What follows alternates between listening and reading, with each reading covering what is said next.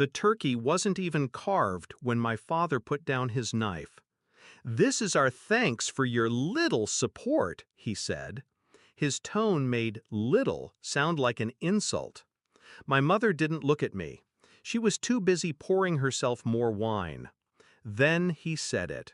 "We think it's time you move out. Today." I set down my fork. "I stopped paying the bills last week," I said. They laughed, loud, cruel. I pushed my chair back, grabbed my coat, and walked out without another word. Backstory: the years they took. 2 years earlier, I moved back in.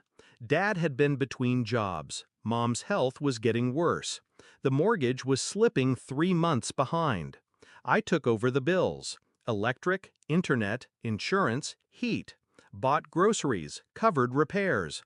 I told myself it was temporary, that I was helping them stay afloat. At first, they thanked me. Then the thanks stopped. Then the respect stopped. Discovery of betrayal, the real reason. A week before Thanksgiving, I overheard them in the kitchen. Dad's voice was low. "Once she's gone, we can rent her room. Extra money for us."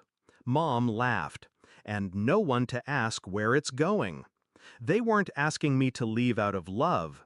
They were replacing me, the same way you'd replace a broken chair.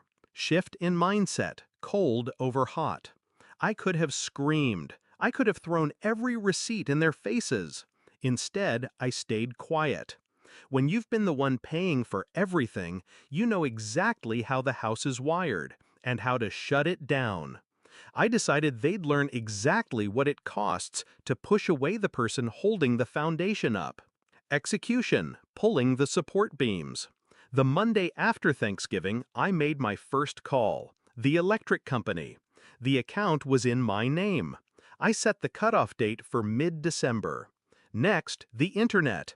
Canceled. The heating oil delivery? Skipped their winter refill. Homeowners insurance? Withdrawn. All contracts in my name were closed or redirected. Then I called the mortgage lender. I'd been making payments through my account, quietly keeping them out of default. I told the bank to send all correspondence directly to the owners. No more middleman. Finally, I blocked their number.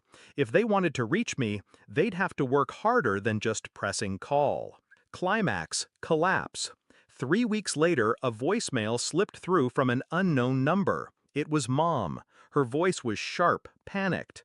"The power's been cut, the internet's gone, and the bank is, we can't, just call me." I didn't. The following week, Dad called from another number.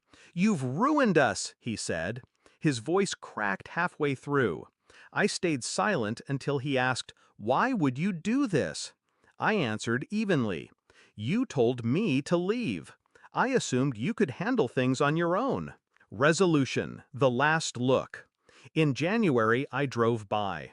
The lawn was overgrown, the windows dark. A foreclosure notice slapped against the front door in the wind. For years, they made me believe I was lucky they let me stay. Now the house they threw me out of wasn't even theirs anymore. I didn't stop, didn't knock, didn't feel sorry.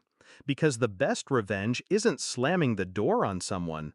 It's walking away and letting them hear it quietly close while their whole world caves in.